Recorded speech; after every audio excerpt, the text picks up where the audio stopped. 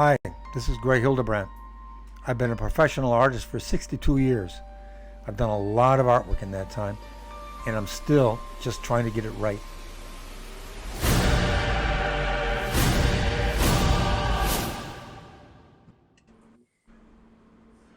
Hello, Dan, Greg. hey, Hi, how you doing? Gene. Hi.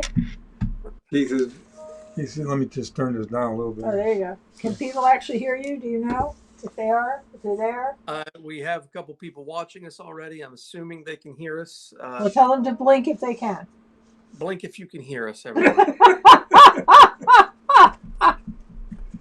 How do you like my latest work?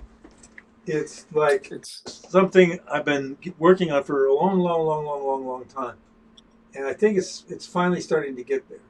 You know, just kidding. it's a modern art masterpiece. Yeah, modern art. That's a misnomer. People, like, oh, that's modern art. Well, animation and film is modern art. Photography is modern art. It's like I don't. People say I don't like modern art or I like modern art, when they should be more specific. It should be. Do you like abstract expressionism? Do you like, whatever, Jackson Pollock? Do you like? But modern art, and they used to assault Disney at the apex of the modern art movement, which is to say the abstract expressionists, with starting in the 50s, mainly in New York City. And I don't want to get into, particulars of it, but they would, the intelligentsia, the in people would, praise that to high heavens and assault people like Norman Rockwell or Walt Disney.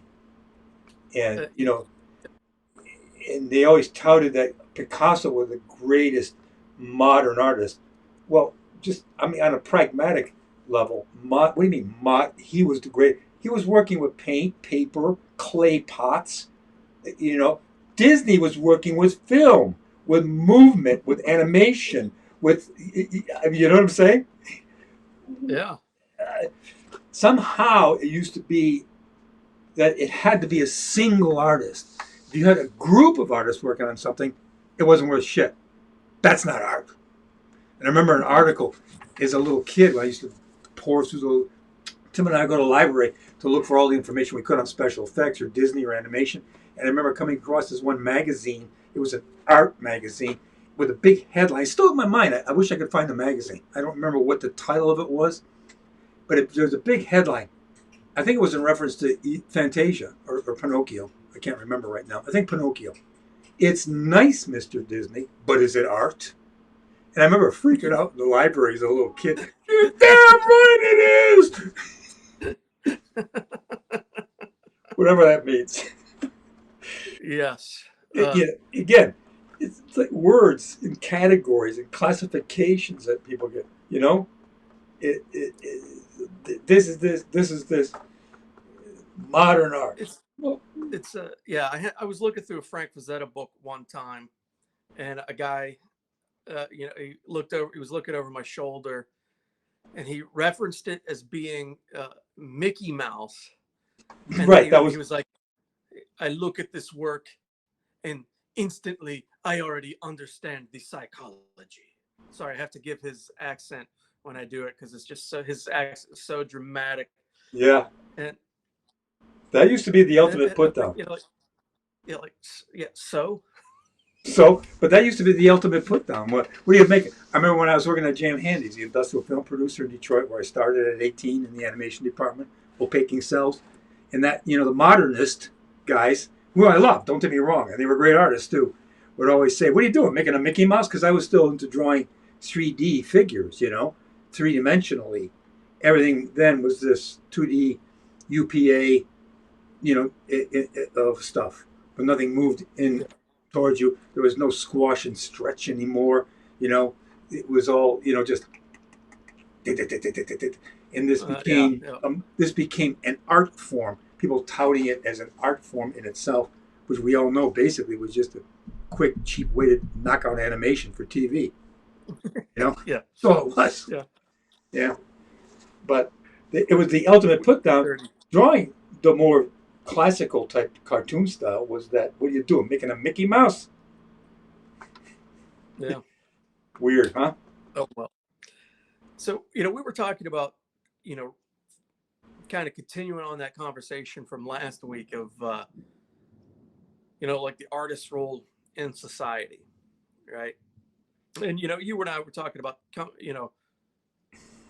that topic kept stirring around from, us talking and you bringing up the point of, am I doing what I should be doing? Should I be doing more? Recognizing that that you're a working artist, so you have to make your living. Yep. But at the same time, do you have a civil responsibility to say something else with your art? Right. So that's kind of how this conversation Right. really came about, right? Well, it depends on your point of view and the kind of a person that you are, and each point of view would be valid. Humphrey Bogart used to say, "All I owe my audience is a good performance." Well, he was active. He was somewhat of an activist in that witch hunt period. Nonetheless, he did stand up against that. But nonetheless, that was a stand. Yeah, that's hey, great. I mean, he was an actor. He was an entertainer. So I mean, as an artist, a graphic art. We're talking what? Painter, graphic artist. We're talking every artist, musical, dramatist, writer. For us, in general, we could talk. One, I mean, obviously, our perspective is going to be coming from commercial artists, Mm-hmm. whether it's illustrative or advertising or whatever. But I think the conversation in general encompasses all of the arts. Yeah. Right. But yeah. We can only talk about our experiences, though. I mean, we can. Yeah. We're not. Yeah. And, I mean, but like certainly, with music, music and film are maybe the most out there in your face, and and you think about like a period of activism in music, like the 60s and the 70s, the right, the response to the Vietnam War and stuff like that right. was coming out that all had some kind of social message. Powerful ones too, like Ohio, but died out. Yeah, right? Like Neil Young's Ohio after the Kent State massacre, shooting and all that. I mean, really strong ones. Yeah, no two ways about it. And I still hear that song. I'll put it on Pandora, and what station I'm listening to, that song is played still. It's still, and a lot of the songs of the '60s are still relevant today. Yeah.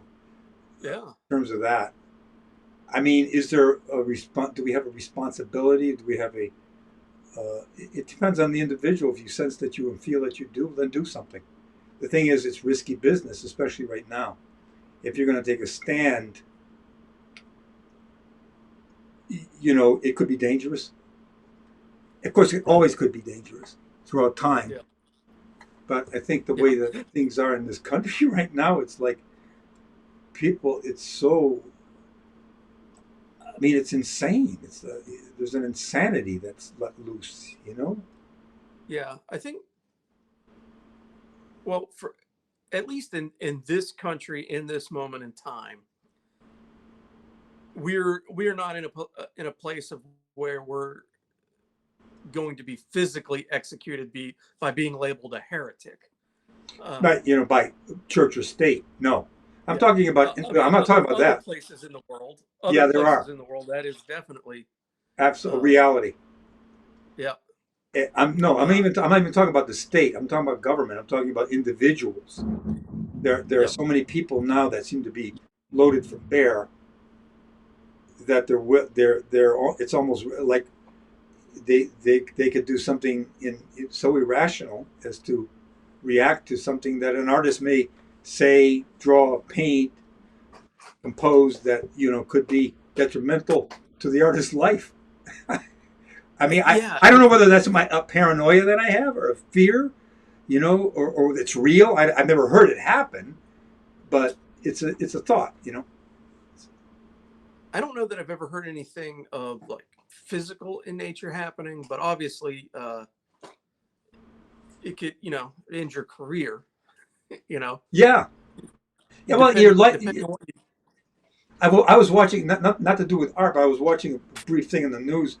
Eating my Cheerios this morning, and on CNN of a doctor in Tennessee who apparently stood up and gave a talk about masks and wear masks, and they had a footage of him leaving the hall last night or the night before last, when the hell ever this was.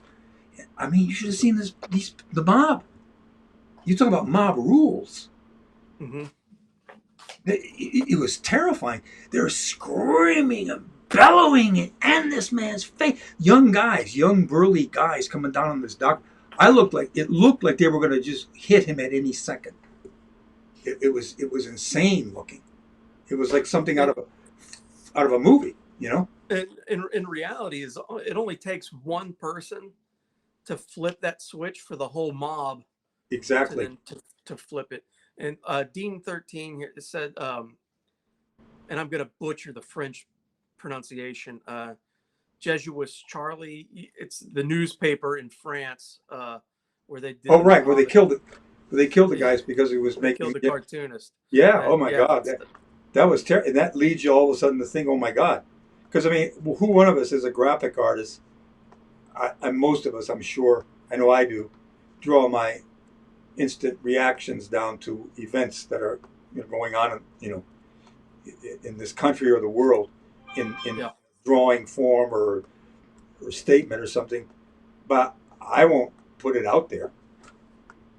It's sad. It almost makes it like you're doing it, and I mean, I've been fortunate enough to see the work that you're talking about, and in my opinion, it's important work that you're doing.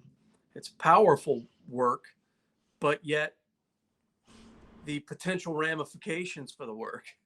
Yeah, it's.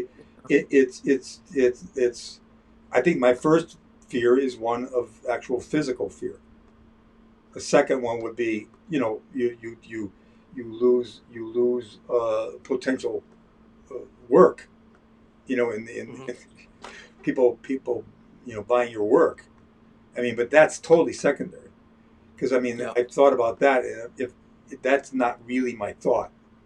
My other thought is just physical. You know what I mean? It's a physical fear. That's what it is. Just like the newspaper we just talked about.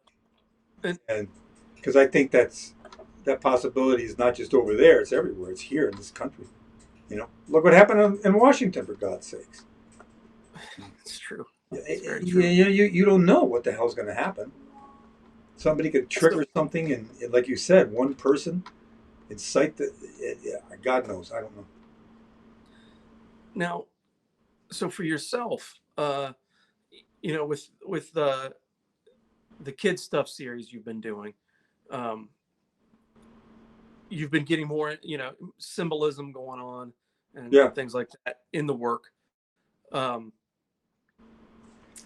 Do you foresee anything happening of where it could flip the switch in your head of where you're like, now is the time. Now I have to. Yeah. I have to use my creative voice and my creative reach to put my absolute thoughts and feelings on this subject out there. Do you foresee a time where that could absolutely happen? Or that I could definitely foresee the time, and it's if not now, when? Yes, that's always it. If not now, when? And you can. And I procrastinate and put that off. And no, I've gone out and did stuff in the past and things. Then you pull back, and then you kind of like just leave it all, and just say the hell with it. And what is that? What am I going to do? Am I going to make a difference in the world? I mean, but then again, if you start to feel that way, then nobody makes a difference. And your voice is as important as everybody else's voice is, so I don't know. Is there some responsibility that you should do that, or you have to do that? I think it's only a personal thing you're going to feel. Is I've got to do this. I mean, it isn't like there's somebody some higher thing that's pointing at you that you must do this. Or you should do this. It's internal. But I can see getting closer to that for sure. Because I've got tons of stuff and ideas and thoughts and pages of drawings and sketches and ideas and comps and you know, that I would like to get to. Mm-hmm. And Again, I you know, think we go. kind of at the end of the day, the proverbial end of the day, uh, you know, you do have a following, right? Yep. Uh, we know that art has the potential to make a huge impact. Mm-hmm. So, you know, my feeling on it, you know, for you and even for myself, is that there is an importance to let the people that follow you know exactly where you stand. Mm-hmm. Now, I mean, your art doesn't have to be so literally translated to where it's like, you know, you're basically writing on the page. You know, Right. it doesn't have to be that, but No, right. you know, like, What we do you feel that it's important that people that are, you know, fans of your work that have been following it since, you know, the Lord of the Rings days, um, know how you feel? well, well, that's a good. Do I think it's Or you're important? not even necessarily how you feel, but if those give it, do they deserve the opportunity to see how Greg Hildebrandt observes, ingests, and then regurgitates his views on the world? Well, the way you I can't. Do they deserve that? I mean, no, that's funny the way you. Uh Look, I mean, my main thing is would anybody be interested? Would anybody care, or would they just want to see what I keep doing?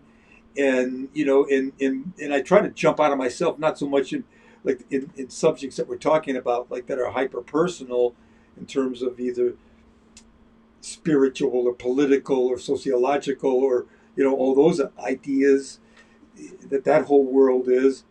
But I do jump around in different genres and try to jump out of what I was doing before. And Yeah. sometimes that's risky because people, Yep. oh my God, but you did Hobbits. I remember I used to get that, because you do something else. And I think I said this last week, maybe not, but it's a kind of a situation. The way I got to it is a lot of people want, not everybody. Not, I'm not making a blanket statement about all my fans. Don't take it wrong, please. But I think there's a kind of an idea, and I'm the same way. They want to keep me in their past.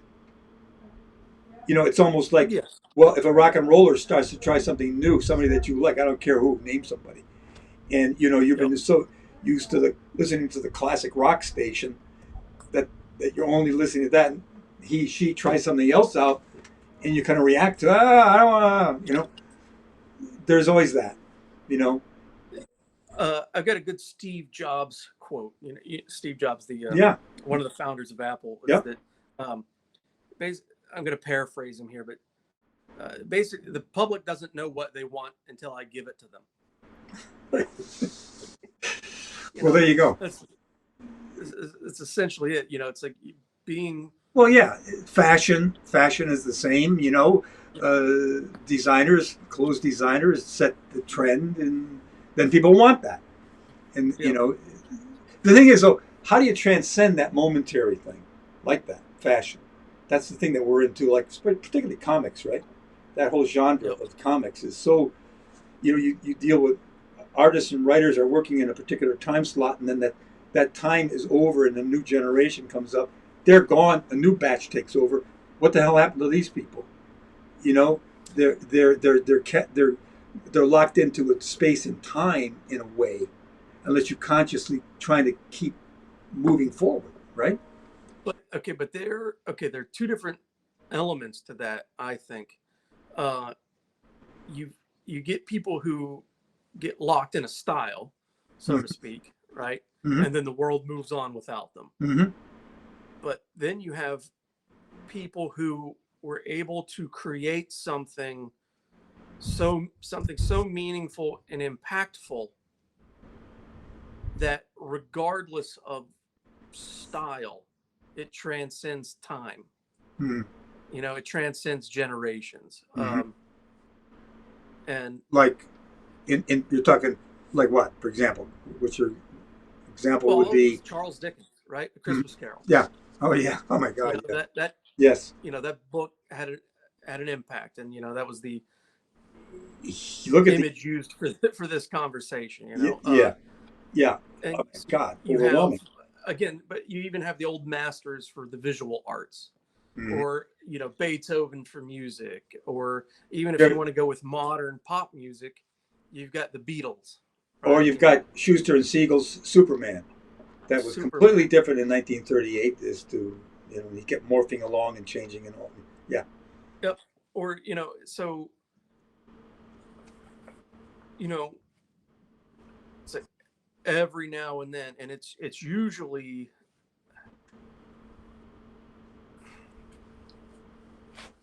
I'm trying to collect my thoughts on that, because you can't. I was gonna try to put it all into a lump sum category, but I don't know that I can. Yeah. Uh, but Yeah. other Because it, than saying that something somewhere catches the spark, right? And it doesn't have to be like the most intricate, detailed thing. Doesn't have right. to be the most. Have you ever heard of the book The Giving Tree? Yeah, I've heard the book. Yeah. I'm Yeah, not scared. and again, it's such a simplistically drawn children's book, but the Content, morality of the book is so message. powerful Yeah. Yeah. that it carries it on. Yeah. And that And kind of thing lives forever. I mean, yeah, you're like Dickens with the Christmas Carol. The message, the aside from his magnificent style and the characters that he creates, it's what's he after in that thing? What's that story all about? yep, It's powerful and transcends time. And that's from past to the present to the future. It'll just last and last and last. And that's, I think that's always like the internal thought that artists have, is a hope or aspiration or feeling that they want, is that it's just not this thing that's going to last for a minute. And yet everything today is so fast. Stuff comes and goes a mile a yep, minute, right? yep, Look at the TV series, the huge spectacular things. I mean, one show used to be a theatrical movie that would stay in the yes, theater for 6 months back. I can remember movies staying in a theater for a year, and people would just keep going back and seeing it. Now things come and go so fast. So yeah, in and out in weeks. I mean, the art that I primarily do, uh, literally, is good for maybe 15 to 20 minutes. you're talking what kind of art? No, The the advertising art. advertising art. Yeah, We work with pitch boards and storyboards and things like that, and so but look at how they used to treat comics, newspaper strips with the magnificent art that used to be in those strips. Name somebody who, Hal Foster, Prince Valiant, yeah, Vern Hogarth, Tarzan. At least in my time, you know, yep, you'd wrap your garbage in it at the end of the day and throw it in the garbage can. yep, That's how people. yeah, I the daily funnies. So, I mean, this whole conversation is something that I've been, wrestling with, quite a bit, in that, and from multiple perspectives. For like 18 years, I worked with people with disabilities, right? yeah, yes, In an art program, yep, and before I ever started there, and when I was still in art school and just doing it, my one of my main goals really was I wanted to make people happy and smile with art, yeah, right? yeah, That was the goal. yeah. And That's a great goal. I recently left that job, and it kind of took me a while to get there in my mind, but because it's like, okay, yeah, my personal career isn't where I would want it to be, or where I desire it to Right, be. right. Uh, but having to come to grips with, I accomplished my goal. Hmm. You know, Sure. I wanted to make people smile through art, Right. To and I achieve, did that. It wasn't necessarily my art that was making people smile, but facilitating them to be able to execute what but they the had the in their mind. technical ability that I possess was able to allow the individuals I worked with the opportunity to create their own art. And you worked with completely, almost Yeah, most totally of them were disabled people. quadriplegic and Right. you no use of the hands, no use of That's the a legs. that's a fantastic achievement. I mean, it really is a great goal and an So, incredible. but yeah, so it took me a while to come to terms with those things and to be like kind of comfortable and at peace with it, Mhm. right?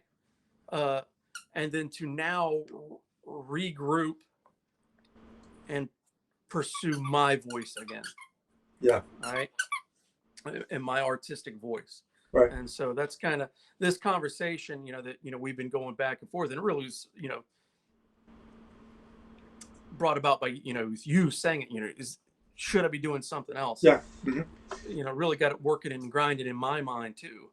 Yeah. Like I said, I think it said something to the effect of that. Sometimes, many times, you have to either abandon or put aside higher objectives for lower objectives. You know what I mean? Whatever. Yes. So the objectives, not that I'm classifying them as below, but just it's not the ultimate thing that you think that you should be pursuing. And that's if you got a family, you have to make a living. You're realistic. You got to do these things in the world to Yeah. for a living, and that's that. Yeah. And But there is the time of when. Now it might come in the wee hours of the morning, when everyone else is sleeping, but there comes the time to then chase the objective, mm-hmm. and chase that dream down, Right. And as you said, pursue the higher minded Mm-hmm. aspirations. Yeah, for you personally, the higher minded. It's like that. That's your. That's not to say that you don't give. I want to make sure we stick the work that you do to make a living any less dedication, focus, or concentration. I mean, I do. I always have. I mean, that's just a professional. That's just being professional. You give it everything Yep. you've got, no matter who it is, because you've signed a contract or whatever, or it's a verbal, or it's a Jersey contract, an agreement between Yep. people, and you're going to do the job, and that's it. You give it everything you've got, to the best of your ability. Yeah. And which Joe Kubert always used to say that's one of the toughest things in the world to do. I remember that, and I taught at school for a couple of years. Joe Kubert was one of the great comic artists of all time, but writers, creators, I mean, and a teacher. But he used to say that was probably the most difficult thing in the world to do for an artist is to work on something that they have no interest in or dislike. You know what I mean? I don't know what to do with it, but yet you got to do it. It's like I remember there was a film years ago. What the hell was it? George Siegel. He played a commercial artist, and I remember he was a guy that he didn't want to do this shit anymore. He had to go. He had to go to this trucker played by who was it? He played Jack D. Ripper in Dr. Strangelove. General Jack D. Ripper. He had to go to this trucking magnate guy. And, I love trucks. Oh my God! You had to put this huge, bawling act on of how much he loved trucks so he could get the job of painting a picture of a truck. Just I don't know what. Maybe somebody out there remembers that film. I can't remember the title. Yes. So yeah, we had several people, chiming in, saying hi and all that. And David Wilcox says that, Greg, you could wipe mud on cardboard and it would be remarkable. Your work is that meaningful and or wonderful and inspiring to him. And well, you see, that's the other thing. It's like you don't have to have political, sociological content necessarily. A beautifully painted. Look at Monet's landscapes, for Christ's sake. You know what I mean? It's like, oh my God. That is, it's its own art is its own justification.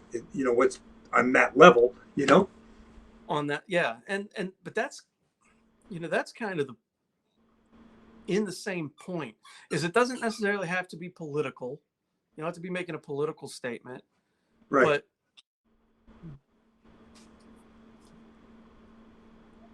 bringing beauty in. You know, beauty. You focus on that. You focus on the natural world, on the way things are. You know, the way it is incredible. I mean, this is like, to me. I mean, I always fall back on whether I achieve it or not. Highly doubtful, but it's like, I gain my inspiration from nature. The effort is to be true to nature. You hmm know, in layout or composition or drawing or rendering or lighting, or structure, the way things work and look in the world that we inhabit, being true to nature. I'm not saying that's the only way to be. I'm just no, saying that's that's just your way. yeah, it's a That's your way way. that I operate. And I think that's the effort. Then next to that, then it's like, well, content. Now, what's the content of what it is you're going to do? And when you're doing stuff for Marvel or something, well, the content's already given. You know, it's Spider-Man chasing a bad guy. Yeah. Now your job is to come up with a good composition, and draw it well and light it well, and do all that stuff. It- Now that brings up an interesting side point for me, particularly with you, right? Mm-hmm. And again, there's nothing wrong with Spider-Man. I love Spider-Man. Spider-Man's fun. One of the best characters of Yeah, pop culture, yeah, right? Um, Even the intention of the character is great. yeah. But for me personally, it's like, what more could I possibly bring to the table that hasn't already been Been said, brought that hasn't already been done? right. And and it's like, I see what you do, and you're like, yeah, you're doing great, Spider-Man, and things like that. Um, No, there's so many but people. That's the thing I always face. I look at the stuff that I do for Marvel or anybody that's highly recognizable. I'm always in that spot. Oh my God, what am I going to do? That's like, look at so and so. That look at Baba. You can name them all and line them up, and you see the work that's been done. Not only the creators and the inventors of those characters and circumstances and stories, but the many artists who executed it have been so fantastic. It's like, you look at your stuff and you say, eh, you know, that feeling is always there for me. Yeah. yeah, yeah, and yeah, yeah. I mean, because it's like, you know, I've talked about that before. Of like, well, one, primarily, it's not yours. It's not your character, Right. so you don't necessarily have the passion to Right. No, you don't. Not if it's to, yours. to If it's yours, breathe that's the you know, right. No, uh, you're a professional at that point. yeah, You're a professional. You apply everything that you know professionally, and there's an excitement about it. Every picture I come to, there's a turn on to it. There's a well, because I mean, just on the level of, I don't know how it's going to end up. There's no certitude that it's going to end up being good at all when you start yeah, anything. I don't care how long you've been at this. You know, yep. you still approach a blank canvas or a blank piece of paper, and you've got to fill it up. And what will that be? It could be a total flop. It could be a piece of crap. I mean, that's always there. But that there's a kind of a excitement about pursuing that. Or trying Yes, to, yeah, you conquering that anxiety or fear or all that stuff, and getting beyond that, not just doing it. And then you arrive at a point of, well, all the intellectual mental gymnastics that you're doing, like, in the end it's like, well, sink or swim, damn it. I mean, whatever comes out comes out, and that's what the hell it's going to look like. And if it's that's it. I mean, you, but at some point, and I think that this kind of what spawns this conversation, and I don't want to use Spider-Man as the example here. We could name any random project, mm-hmm. but do you get to a point where you feel like it's like, okay, this is how I get myself excited about this painting. You know, it's like I work out the composition, the lighting, the color, and all of that. But is there a point where it feels shallow to you, Uh, or do you not get that way I don't know if in it's pictures? shallow. There's a I don't know that may I have to think about that, but I don't know if that's the word. I mean, it gets to a point with any one of those images of after I've like as you say you approach the drawing board and you've got the pencil in hand, and now what's those you start to do all those little doodles working it out. There's that oh here no coming from the right no what's the composition oh do I want to dead on triangular oh maybe position the primary you're working it all. So I like all that process. It's like a labyrinth. You're making your way through a labyrinth kind of like thing, you know, Hmm. exploring, figuring, exploring. It's exploring, and you achieve it. Okay, there's the setup. There's my composition. Okay, I'm going with that. Now then you're thinking while that you're doing that, you're thinking about lighting. So that's all. Now there's no time with any of that you're thinking about anything about shallowness or greatness or anything. All you're doing is working it out. You're just Yeah. working it out and being absorbed with that, like anybody else is with doing work, you know. And if the thing is, I enjoy that process. Some people may not enjoy that. I like that process. Then you get to a point where okay, it's set now. You're gonna know if you're using models, you get models, you take pictures, or you get your reference material, you assemble it all. Now you do your final drawing. There's still this working it all out and all the detailing of finding stuff and structuring and still you start the painting, you get the painting, you want to mix your paint, mix them all, get the colors set, start to paint for 2 days, 3 days. I'm into the painting maybe a third of the way. I already know exactly where it's all going to end up. At that point, it comes to an end for me here. Then it's just your unadulterated work to try to get the goddamn thing finished. Okay. Even Now though you're I'm going to you're ask not you. I'm going to stinting ask on the you work. another question. I'm going to ask you another question. I don't know. Maybe you have thought about this before. Maybe you haven't. It's a two-part question. The first part is, what piece of art have you done that has maybe had the most emotional significance to you? Well, the dream paintings I think that I was doing back in the 70s, which Now, one painting which became used by Black Sabbath on their Mob Rules album cover in yep, 1980. yep. Another one, I've got this cross being hauled through the dumps, which is something that people, if you want to look at it, you can go look at it on our website. But that to me, because that was a summation and a representation. That showed up in a not completely deep state dream, REM state, that where you're drifting off, conscious is leaving you and the subconscious is emerging. That space. Images will Hmm. form for me a lot of the times. Something just comes, not in absolute detail, but the thing is Yeah, there. That's where that yeah. one came from my experience, and so that is really emotionally significant to me. Okay. Second part to the question. If you never got the opportunity to paint another image with that level of emotional significance to you, would you be satisfied? No, absolutely not at all.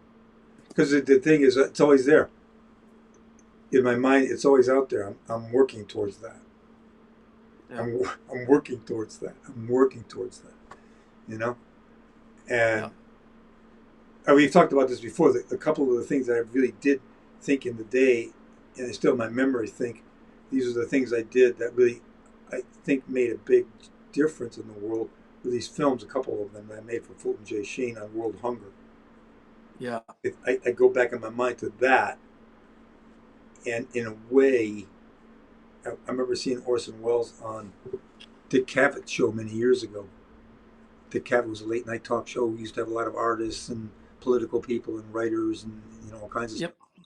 Uh, Wells was on the show and he said, I forgot, I'm paraphrasing him, I think, but he said the piece the work that he would hold at Heaven's Gate to get in was Chimes at Midnight.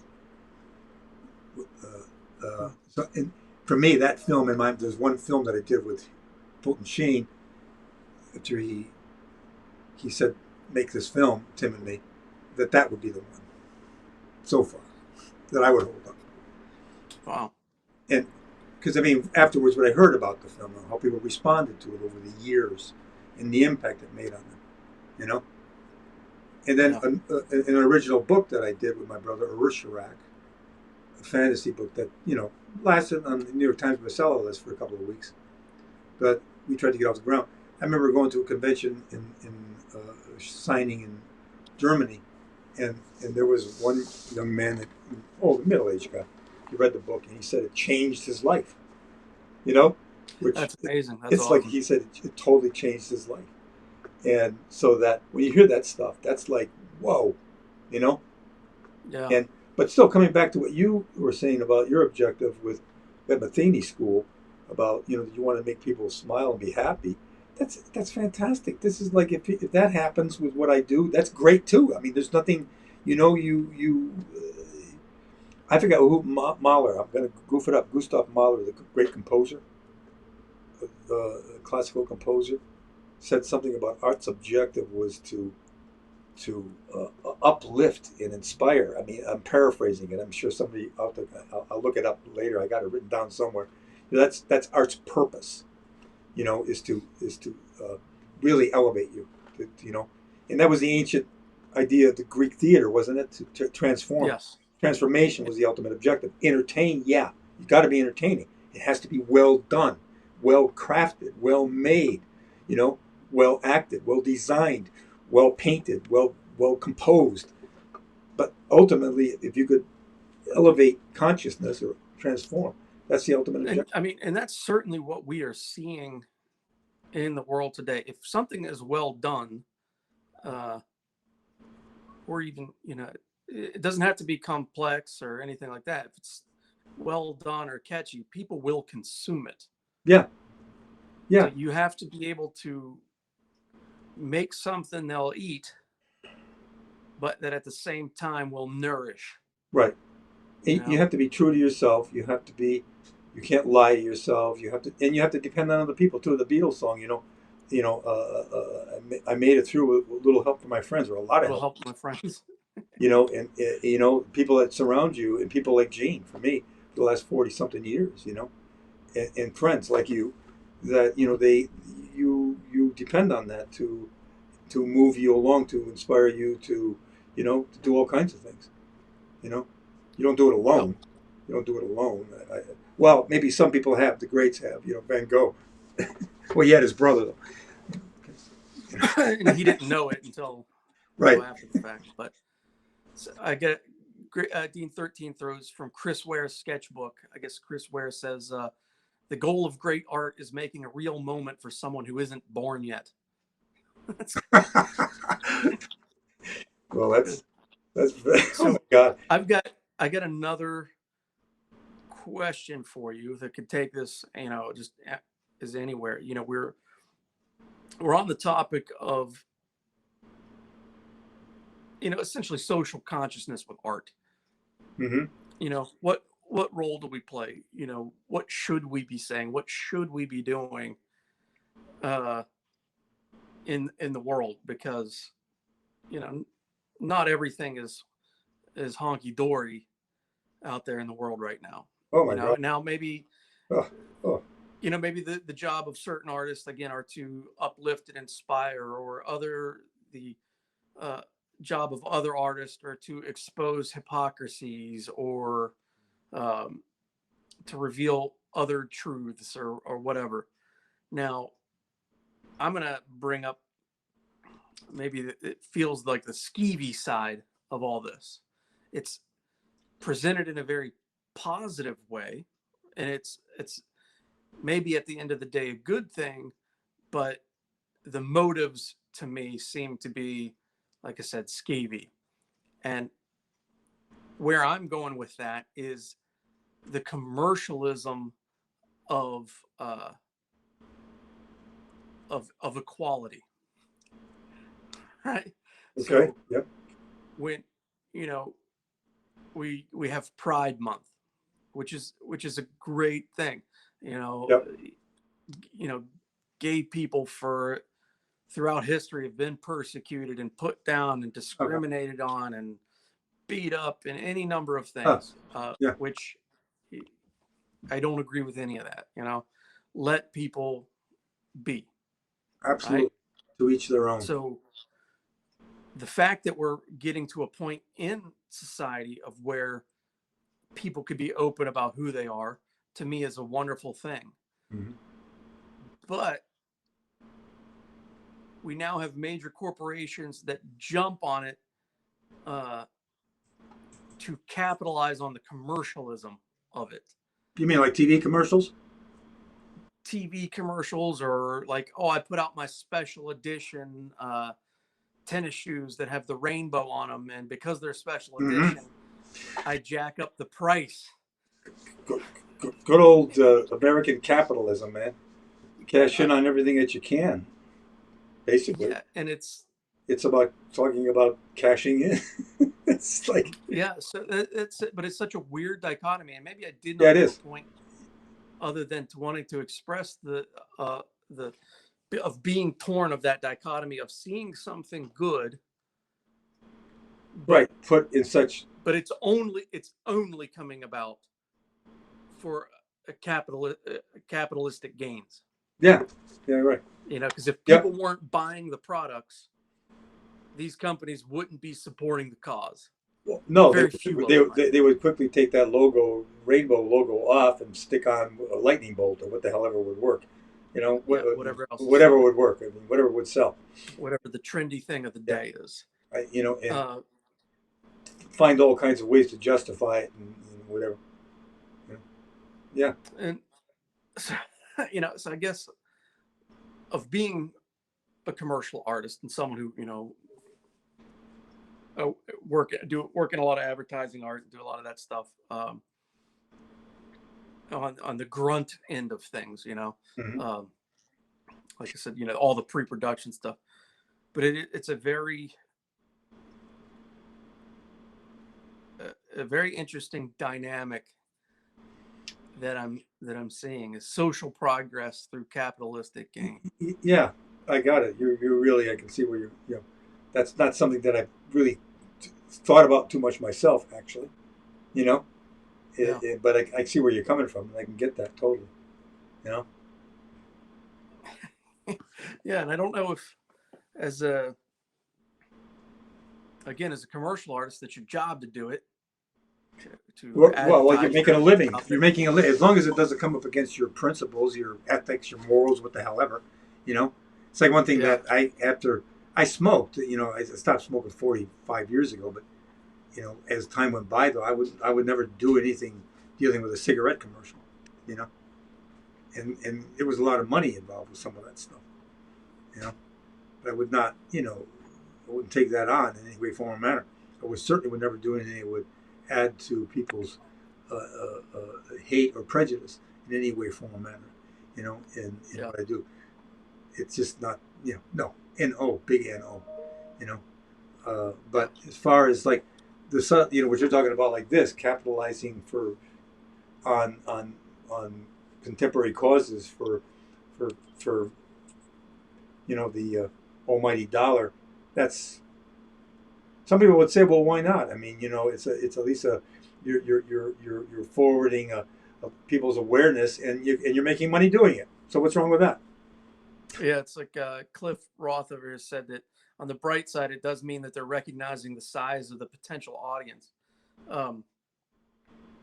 which is true. It's you're finally acknowledging an entire demographic. Right. Well, that's going to keep moving forward. All that stuff, everything is like in that direction. Yeah. There's no two ways about it. The world is changing, and what's the Bob Dylan song? The times they are changing. Don't stand in a doorway. Don't block up the hall. Get the hell out of the way. Things are moving forward, as much as it may appear not to be. Yeah. Things of this nature. Because I can remember the day. I remember being in Meinzinger's art school for that brief stay that I was in 6 months art school in Detroit, Michigan. It was reading, writing, arithmetic school, life class. Yeah. Color design, anatomy, and it was great teachers, great 6 months, and great people, the students. I remember there was one big guy. He was a real burly kind of guy. He would go out and make a point on the weekends to go out and beat up gay guys. This would be something that they would talk about. Other guys would, and then they were. He was like isolated by himself, and I don't remember too many being friends with him. But this is what this guy would do.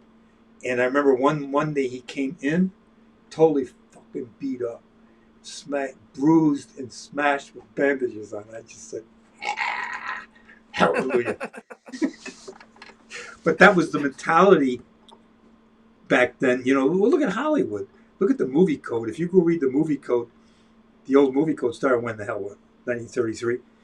It's almost like impossible to make a movie, which you can and can't do. And they would call that sexual deviancy, homosexuality. You couldn't even use the word. And look at black people. African Americans were slaves or servants or stepping fetchits, And now, I don't know why I'm segueing down that road, but things are advancing. Things are getting better in that respect, Yes. Yep. And go back further and further, the further back you go, 100 years, 200 years, 300 years, 400 years, things are better. There's no two ways about it. They most certainly are. I mean, I know I think it feels particularly tough right now because we're in a 24-hour news cycle. Right. That, we're just constantly plugged in. And the fact of the matter is that people love conflict. People love arguing. People love disasters. It's like flies to turds. Yeah. Well, look at the rubbernecking on highways, right? Yeah. Yeah. And so we're just fed. Well, look at the time. Look at the crap rags like the National Enquirer that invent all those. People gobble that crap up. Yeah. Yep. And like you say, it's with the internet and how many stations there are. It used to be just three television stations, and a local station maybe, and you didn't have that much information flying at you. But now, it seems endless. All right, man. Well, I know that you got to hit the road here, so we're going to wrap it up and call it a day. Okay. I felt enriched by this conversation. I hope anybody else who's watching it will, but it was a good one. I appreciate the personal level of the conversations. All right, so everybody watching, hey, thanks again for tuning in. We got to sign out here because Greg's about to hit the road. Yes. But as always, if you like what we do, hit the like button, subscribe button, share it, tell people about it, do whatever you got to do. If you're interested in owning an original Hildebrandt, a commission by any of the spiderweb art artists, or picking up a book or 10 sign, whatever, please visit the Spiderweb Art Gallery. The link is in the bottom left-hand side of your screen. Follow that URL. You get some high-quality stuff and the printing quality on everything is absolutely superb. It is a superb product. Gene is very much a stickler for quality control, and it shows through it in everything they sell on spiderwebart.com. So as always, thanks for tuning in. Greg, always wonderful chatting with you, man. And I'll talk to you later. Bye, Keith. Bye, everybody. Good night, everyone. Bye.